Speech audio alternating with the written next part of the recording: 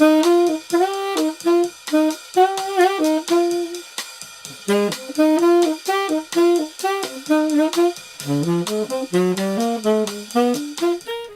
Battaglia, saxstation.com.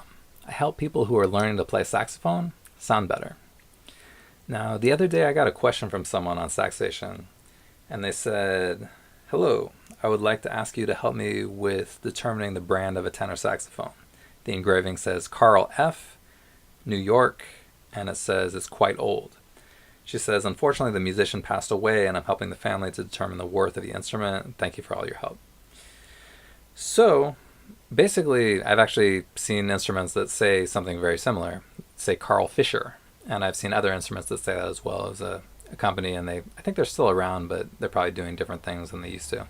But they used to have saxophones, and they would have their company name on the saxophones.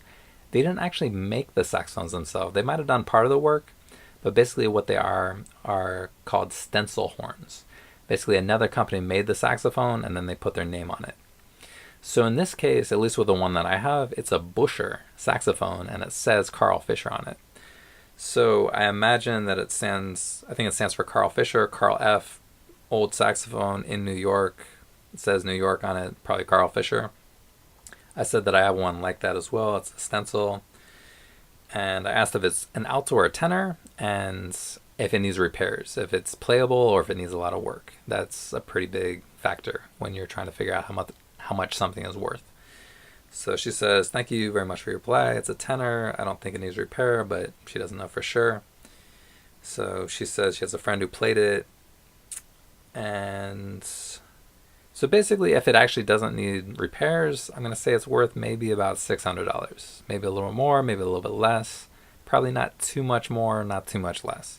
If it's in really bad shape, that brings it down because you have to pay for repairs. Repairs can be expensive. But then she also sent me a picture, and it was kind of strange. The mouthpiece was not here. It was here. I'm not going to even do that because I don't want to. I don't want to damage my saxophone, but it was placed like this. The neck was off, but the mouthpiece was in this end, and it was kind of like propped up inside the case. Here's the picture. And basically, when I saw that picture, that almost made me less inclined to want to even check out the saxophone, because it doesn't look like someone knows what they're doing when they have the saxophone. They're propped up, the mouthpiece is in the wrong end. Something might get bent if it's set up in the wrong place. Like these rods on the saxophone, they're not super sturdy necessarily. They can bend pretty easily. If you don't mishandle it, you're not necessarily going to damage your horn.